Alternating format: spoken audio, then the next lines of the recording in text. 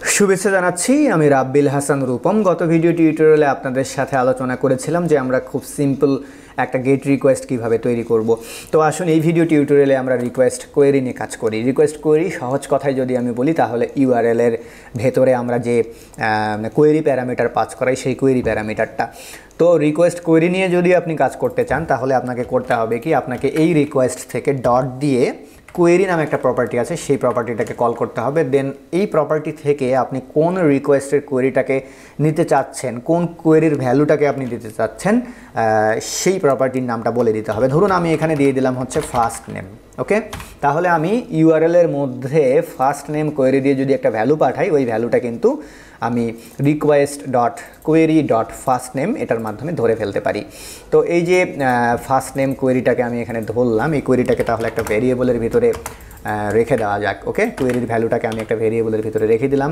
একইভাবে ধরুন আমি এবার কোয়েরির মধ্যে লাস্ট নেম পাঠাবো, তাহলে রিকোয়েস্টের সময় যদি আমি লাস্ট নেম দিয়ে কোনো কোয়েরি পাঠাই তাহলে request dot query dot last name এটা দিয়ে আমি সেই কোয়েরিটাকে আবার এখানে ধরে ফেলতে পারি। দেন এই যে ফার্স্ট নেম এবং লাস্ট নেম আমি এটাকে ধরলাম, এই দুটোকে এবার আমি এখানে কনকেট করছি। হ্যাঁ, এই দুটোকে কনকেট করছি। কনকেট করে এখানে আমি রেসপন্স ইন্ডের মধ্যে দিয়ে দিলাম যাতে আমি দেখতে পাই ঠিকঠাক যে আমার রিকোয়েস্ট কোয়েরি এখানে এসেছে এবং সেটা সরাসরি রেসপন্স ইন্ডে চলে গেছে। তো এখন এই যে আমরা গেট রিকোয়েস্টটা তৈরি করলাম, তাহলে এই গেট রিকোয়েস্টের মধ্যে আমরা ফার্স্ট নেম এবং লাস্ট নেম এই দুটো নামে দুটা কোয়েরি আমরা ইউআরএলের মাধ্যমে এখানে পাঠিয়ে দিতে পারবো।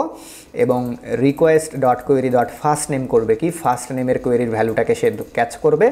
আর request dot query dot last name করবে কি, লাস্ট নেম নামে আমরা যে কোয়েরিটা এখানে পাঠাবো সেই কোয়েরিটাকে সে এখানে ক্যাচ করবে।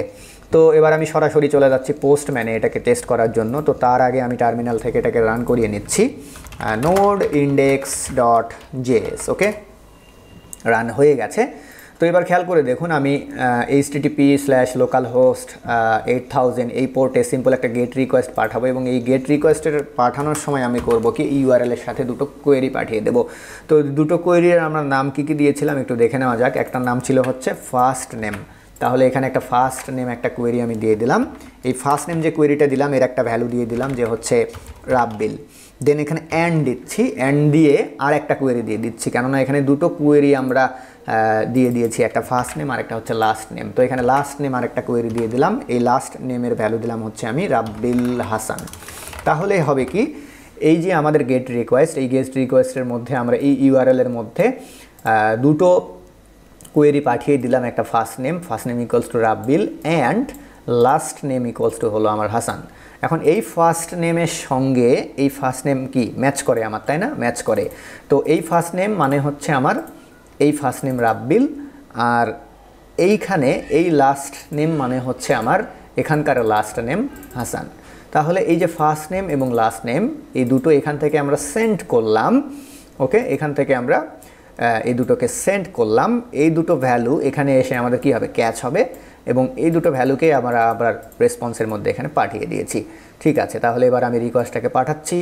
তো রিকোয়েস্ট পাঠানোর পরে এখানে খেয়াল করে দেখুন এই যে রাব্বিল হাসান দুটো ভ্যালু আমাদের চলে আসছে। তো আশা করি আপনারা অবশ্যই বুঝতে পেরেছেন যে কিভাবে আমরা ইউআরএল এর মধ্য দিয়ে এভাবে রিকোয়েস্ট করি বা প্যারামিটার হোয়াটএভার যেটাই বলুন না কেন সেটা কিভাবে আমরা পাঠাবো এবং রিকোয়েস্ট থেকে সেটাকে কিভাবে আমরা ক্যাচ করব। ধন্যবাদ সবাইকে।